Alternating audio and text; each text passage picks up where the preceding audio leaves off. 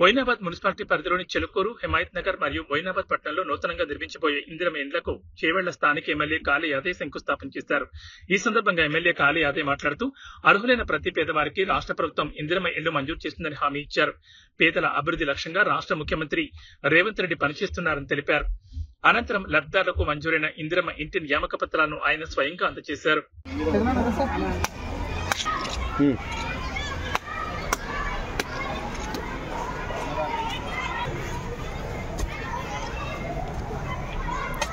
Sir ఒకసారి ఇక్కడ చూడండి సార్.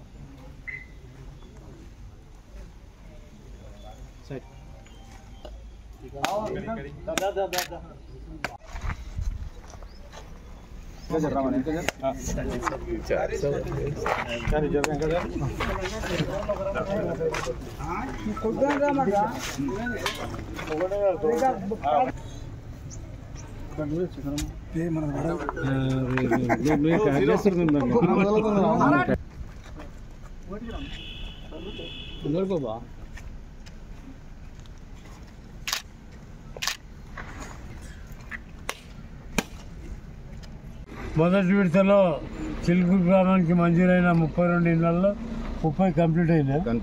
30 కంప్లీట్ అయింది. ఒక ఆయనకు పేమెంట్ రాలేదు. ఆ పేమెంట్ కూడా తొందరగా ఇప్పించాలి. ఇప్పుడు 20 ఇళ్ళు వచ్చినాయి. 20 ఇళ్లలో కూడా ముగ్గులు వేయడం జరుగుతుంది. తొందరలో పూర్తి చేసుకుంటే వీళ్ళకి కూడా ఇల్లు ఇస్తాం. ఇంకా రాళ్ళు లేని వాళ్ళు ఎవరున్నా కూడా వాళ్ళకు కూడా ఇల్లు ఇచ్చే బాధ్యత ప్రభుత్వానికి ఉంది. తప్పకుండా